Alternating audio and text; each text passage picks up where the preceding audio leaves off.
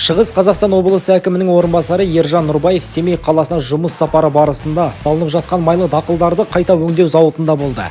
Зауыт бойынша жөндеу жұмыстары 70% аяқталды.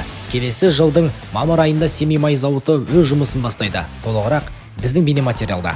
Аталған жаңа зауыт күн сайын 1000 тоннадан астам күнбағыс майын өндіреді. Осыдан жарты жыл бұрын облыс әкімі зауытты толығымен аралап көрген. Содан кейін нысанның құрылысы қарқынды жалғасты. Қазірдің өзінде зауыттың басым бөлігі салынуда. Бұл Қазақстандағы ең қуатты және заманауи кәсіпорын болары сөзсіз. Зауыттың орталық Азия бойынша күнбағыс, рапс, соя, зығыр тұқымдарын өндірудің көшбасшысы болуға әлеуеті жетерлік.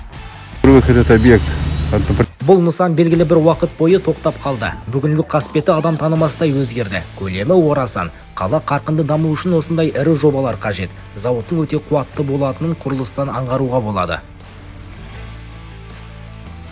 Орталық Азияда жоғары сапалы күнбағыс майын өндіретін бұған ұқсас зауыттар жоқ екенін атап өткен жөн. Жобаның негізгі мақсаты майлы дақылдарды қайта өңдеу бойынша жоғары технологиялық, барынша автоматтандырылған зауыт құру болып табылады. Нысанды келесі жылдың мамыр айында пайдалануға беру жоспарлануда. Бұл өсімдік майын өндіруде алдыңғы қатарлы болады. Кәсіпорында 250 жаңа жұмыс орны ашылады деп күтілуде.